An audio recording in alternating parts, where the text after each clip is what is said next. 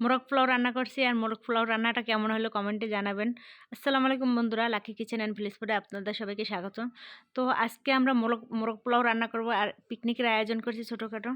তো সবাই মিলে বাড়ির গ্রামের বাড়িতে জানেন অনেক মজা হয়। তো আমরা সেইভাবে সবাই মানে টাকা উঠাইয়া আজকে মোরগ পোলাও রান্না করতেছি। আর রান্নাটা কিভাবে কি করব কমেন্ট সব কিছু আপনাদের বলতেছি। তো এখানে আমরা সব মশলা একসাথে দিছি, যেমন আদা রসুন বাটা, পেঁয়াজ বাটা, পেঁয়াজ কুচিও দিছি অবশ্য মাংসটা ভুনার জন্য। তারপর বাদাম বাটা, টক দই, এরপর ধনিয়া জিরার গুঁড়া, তার এর হালকা হলুদ দিছি, মানে মরিচের গুঁড়া দিছি অল্প, সামান্য পরিমাণ একটু। হলুদ দিলেও হয়, না দিলেও হয়। তো এরপর দুধ দিয়ে দিছি। আমরা পুরো রান্নাটা দুধ দিয়েই করব আজকে। তো এখানে 3 থেকে 4 কেজির মতো দুধ আমরা ব্যবহার করব। আর এখানে যে মাংসটা হওয়ার আগে আগে আমরা যে বিরিয়ানি মশলাটা আছে ওর কিছু মশলা দিয়ে দেবো। তো দেখেন পুরো রান্নার মানে মশলাটা কষানো শেষ। এবার মাংস দিয়ে কিছুক্ষণ কষাইয়া দুধ দিতে আসি। তো দুধ দেওয়ার পর কিছুক্ষণ এখন জাল করবো যাতে মাংসটা একদম সেদ্ধ হয়ে যায়। তো এদিকে তো বাচ্চারা অনেক মজা করতেছে। আমরা তো কয়েকদিন পর পর পিকনিক খেয়ে আপনাদেরকে আমরা দেখাই। তো পিকনিক খেলে অনেক মজা হয়। দেখেন আমাদের বাড়িটা একটা বড় বাড়ি, তো অনেক মজা হয়। তো মাংসটা প্রায় হয়ে গেছে। এদিকে আমরা ওই যে বিরিয়ানি মশলা ছিল ওইগুলো দিয়ে দিছি। আর এর আগে কিছু কাঁচামরিচ দিয়ে দিয়েছিলাম। আর এখানে তেঁতুলগুলোই রাখছিলাম। তো তেঁতুলটা দিলে এর স্বাদটা আরও ভালো লাগে। তো এই তেঁতুলগুলাই রাখছিলাম, ওই তেঁতুলগুলো দিয়ে দিলাম। দিয়ে দেওয়ার পর এখন ভালো করে একটু নাড়াচাড়া দিয়ে তুলে নেব। তো এই দেখেন তুলে নিছি। তুলে নেওয়ার পর এদিকে সে গরম পানি করতে হবে, কারণ পোলাও রান্না করার জন্য তো গরম পানির প্রয়োজন। তো আগে কিছু গরম পানি করে রাখি। তো এখানে আমরা ইট দিয়ে রান্না করতে আসি। আর এর আগে বলা হয় না যে মাংসটা ভালো করে ভাজে নেওয়া লাগছে, কারণ না ভাজলে অতটা ভালো লাগে না। অনেকে ভাজা ছাড়াও রান্না করতে পারেন, কিন্তু আমরা ভাজে নিয়েছিলাম।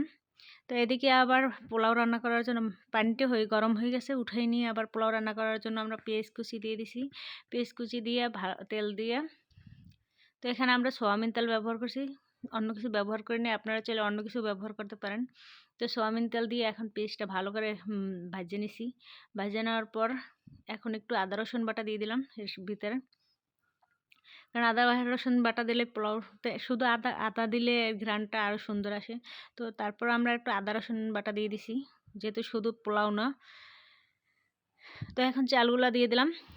পেস্ট একটু ভাজা শেষ। এখন পোলাওর চালটা দিয়ে ভালো করে লাড়াচাড়া করতেছি, কারণ এখানে অনেকগুলো পোলাও রান্না করা হবে, 4-5 কেজি চালের।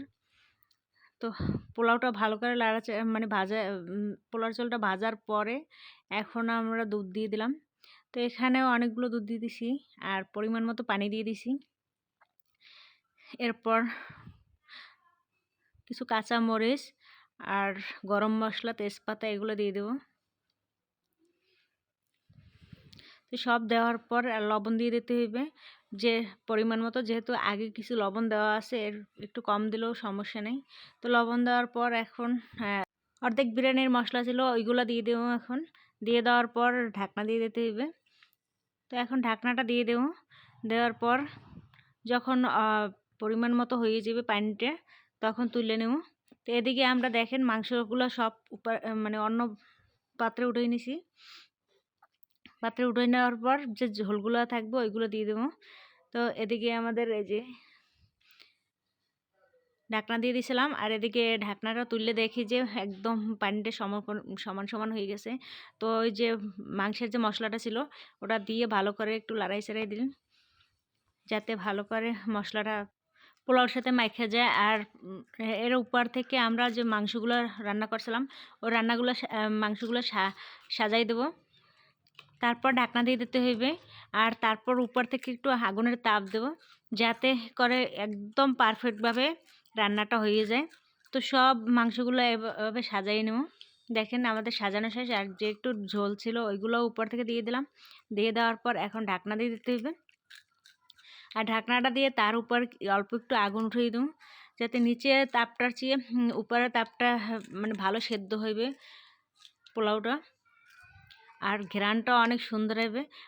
চাইলে এখানে ব্রেস্তা দিতে পারেন। তো আমরা মানে এতই মজা করছিলাম যে ব্রেস্তা দিতে ভুলে গেছি।